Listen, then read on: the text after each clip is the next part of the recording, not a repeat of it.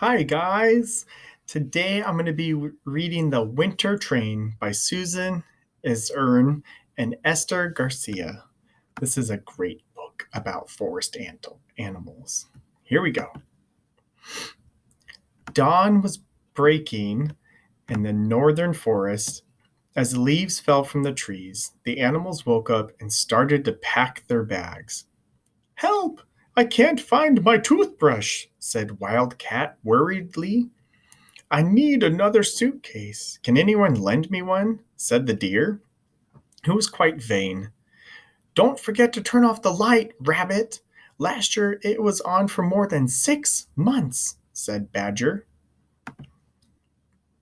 Once their bags were packed, it was time to say goodbye. Don't worry about me, said White Owl. Someone's got to stay behind and look after the forest. Anyway, I love the cold. Winter goes by really fast.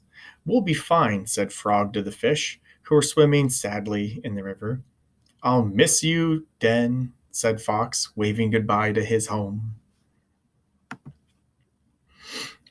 At midday, they all met at the foot of the oldest tree. That is where the train stopped. Every time we leave the northern forest, I feel homesick, said Partridge. Partridge is a type of bird. And when we leave the southern forest, we feel exactly the same way, said Hedgehog.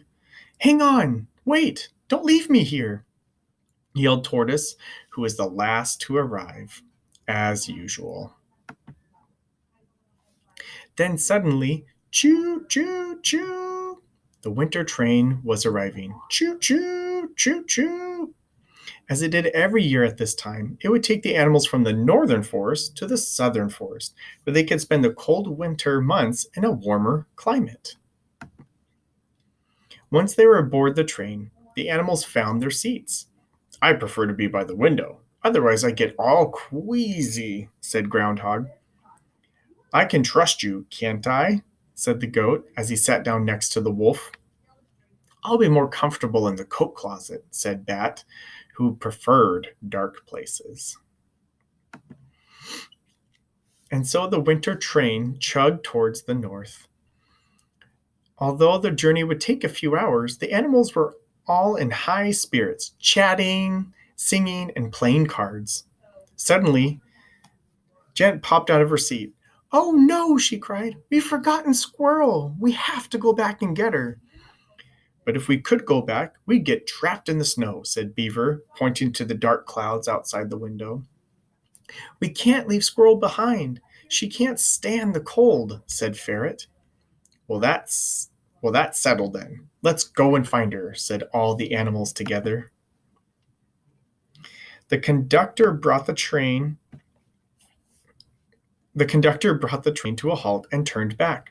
It got colder and colder, and the first snowflakes began to fall. When they got back to the northern forest, the landscape was covered in a blanket of white. Gent jumped out the train and bounced through the snow towards Squirrel's house. Squirrel's tree stood in a lonely spot. Gent climbed up the trunk until she reached Squirrel's den. In one corner, her friend was huddled up in a ball. She was shivering so much that Gent could hear her teeth rattling together. Squirrel, come on! The train's waiting for us, said Gent, waking her with a start. You came back to rescue me? Said Squirrel, shuddering from the cold. Last night I was counting the stars until late, and when I woke up, the train had already left.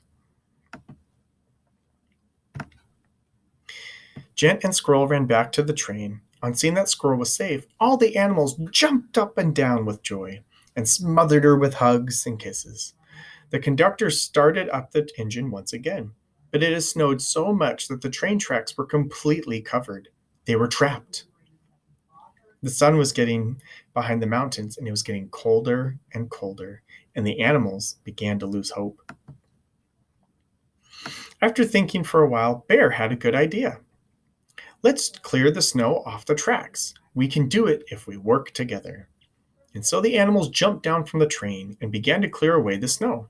Bear shoveled great clumps with his huge claws, while the smallest animals cleaned off the rest with their paws and their wings. Soon there was no snow left on the rails. The heat of the motors had melted the snow closest to the train. Some of the animals also helped by pushing the train from the back. And then suddenly, choo choo choo choo choo, the train started to move. Choo choo choo choo. The animals quickly jumped back onto the train and returned to their seats. They've done it! Night fell over the northern forest. As the snow covered the trees, Squirrel was curled up, trying to get warm under Eagle's huge wings. The animals smiled, satisfied. Some of them were holding paws, others were fast asleep, snoring quietly.